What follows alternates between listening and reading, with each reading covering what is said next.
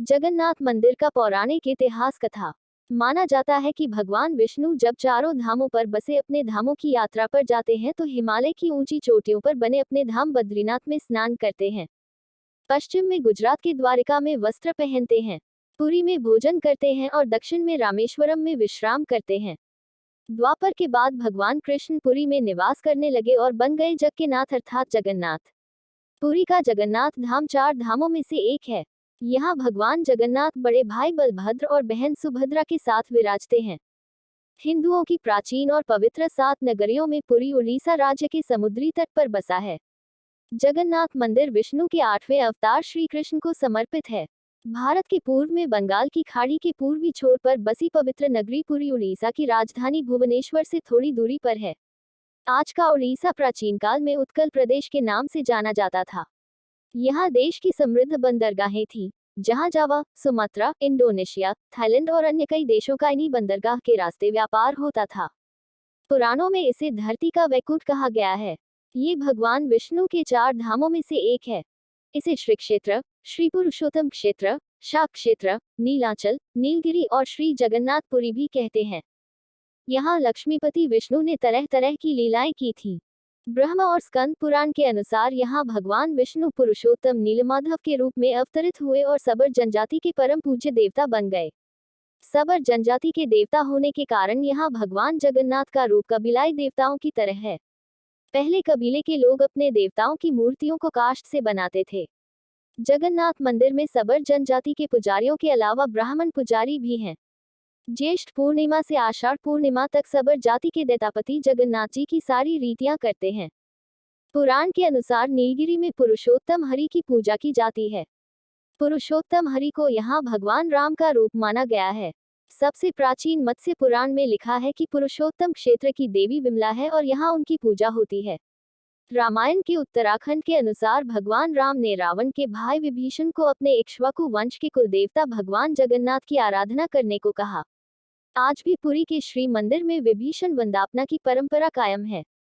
स्कंद पुराण में पुरी धाम का भौगोलिक वर्णन मिलता है। स्कंद पुराण के अनुसार पुरी एक दक्षिणवर्ती शंख की तरह है और यह 5 कोस यानी 16 किलोमीटर क्षेत्र में फैला है। माना जाता है कि इसका लगभग 2 कोस क्षेत्र बंगाल की खाड़ी में डूब चुका है। इसका उदर है समुद्र की सुनहरी रेत जिसे महोदधि का पवित्र जल धोता रहता है। सिर वाला क्षेत्र पश्चिम दिशा में है जिसकी रक्षा महादेव करते हैं। शंख के दूसरे घेरे में शिव का दूसरा रूप ब्रह्म कपाल मोचन विराजमान है। माना जाता है कि भगवान ब्रह्मा का एक सिर महादेव की हथेली से चिपक गया था और वह यहीं आकर गिरा था, तभी से यहाँ पर महादेव की ब्रह्म रूप में पूजा करते हैं। शंख के तीसरे वृत्त में मां विमला और नाभि स्थल में भगवान जगन्नाथ रथ सिंहासन पर विराजमान है। मंदिर का इतिहास। इस मंदिर का सबसे पहला प्रमाण महाभारत के वन पर्व में मिलता है। कहा जाता है कि सबसे पहले सबर आदिवासी विश्ववसु ने नीलमाधव के रूप में इनकी पूजा की थी। आज भी पुरी के मंदिरों में कई सेवक हैं जिन्हें दैतापति के नाम से जाना जाता है। राजा इंद्रद्युम्न ने बनवाया था यहाँ मंदिर। राजा इंद्रद्युम्न मालवा का राजा था जिनके पिता का नाम भारत और माता सुमति था। राजा इंद्रद्युम्न को सपने में हुए थे जगन्नाथ के दर्शन। कई ग्रंथों में राजा इंद्रद्युम्न और उनके यज्ञ के बारे में विस्तार से लिखा है।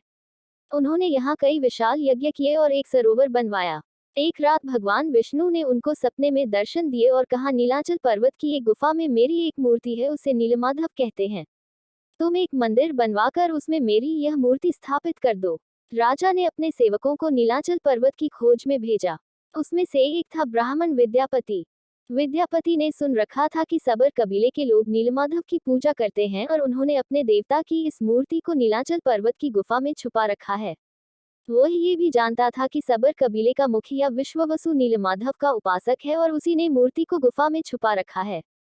चतुर विद्यापति ने मुखिया की बेटी से विवाह कर लिया। आखिर में वह अपनी पत्नी के जरिए नीलमाधव की गुफा तक पहुंचने में सफल हो गया। उसने मूर्ति चुरा ली और राजा को लाकर दे दी। विश्ववसु अपने आराध्य देव की मूर्ति चोरी होने से बहुत दुखी हुआ। अपने भक्त के दुख से भगवान भी दुखी हो गए। भगवान गुफा में लौट गए, लेकिन साथ ही राज इंद्रद्युम्न से वादा किया कि वो एक दिन उनके पास जरूर लौटेंगे बशर्ते कि वो एक दिन उनके लिए विशाल मंदिर बनवा दे। राजा ने मंदिर बनवा दिया और भगवान विष्णु से मंदिर में विराजमान होने के लिए कहा। भगवान ने कहा कि तुम मेरी मूर्ति बनाने के लिए समुद्र में तैर रहा पेड़ का बड़ा टुकड़ा उठाकर लाओ, जो द्वारिका से समुद्र में तैरकर पुरी आ रहा है। राजा के सेवकों ने उस पेड़ के टुकड़े को तो ढूंढ लिया, लेकिन सब लोग मिलकर भी उस पेड़ को नहीं उठा पाए। तब राजा को समझ आ गया कि नीलमाधव के अनन्य भक्त सबर कबीले के मुखिया विश्ववसु की ही सहायता लेना पड़ेगी। सब उस वक्त हैरान रह गए जब विश्ववसु भारी भरकम लकड़ी को उठाकर मंदिर तक ले आए। अब बारी थी लकड़ी से भगवान की मूर्ति गिरने की। राजा के कारीगरों ने लाख कोशिश कर ली, लेकिन कोई भी लकड़ी में एक छेनी तक भी नहीं लगा सका। तब तीनों लोक के कुशल कारीगर भगवान विश्वकर्मा एक बूढ़े व्यक्ति का रूप धरकर आए। उन्होंने राजा को कहा कि वे नीलमाधव की मूर्ति बना सकते हैं, लेकिन साथ ही उन्होंने अपनी शर्त भी रखी कि वे 21 दिन में मूर्ति बनाएंगे और अकेले में बनाएंगे। कोई उनको बनाते हुए नहीं देख सकता। उनकी शर्त मान ली गई। लोगों को आरी, छेनी, हथौड़ी की आवाजें आती रहीं। राजा इंद्रद्युम्न की रानी गुंडचा अपने को रोक नहीं पाई। वह दरवाजे के पास गई तो उसे कोई आवाज सुनाई नहीं दी। वह घबरा गई। उसे लगा बूढ़ा कारीगर मर गया है। उसने राजा को इसकी सूचना दी। अंदर से कोई आवाज सुनाई नहीं दे रही थी तो राजा को भी ऐसा ही लगा। सभी शर्तों और चेतावनियों को दरकिनार करते हुए राजा ने कमरे का दरवाजा खोलने का आदेश दिया। जैसे ही कमरा खोला गया तो बूढ़ा व्यक्ति गायब था और उसमें 3 अधूरी मूर्तियां मिली पड़ी मिली। भगवान नीलमाधव और उनके भाई के छोटे छोटे हाथ बने थे, लेकिन उनकी टांगे नहीं, जबकि सुभद्रा के हाथ पांव बनाए ही नहीं गए थे। राजा ने इसे भगवान की इच्छा मानकर इन्हीं अधूरी मूर्तियों को स्थापित कर दिया। तब से लेकर आज तक तीनों भाई बहन इसी रूप में विद्यमान हैं। वर्तमान में जो मंदिर है वह 7वीं सदी में बनवाया था। हालांकि इस मंदिर का निर्माण ईसा पूर्व 2 में भी हुआ था। यहाँ स्थित मंदिर 3 बार टूट चुका है।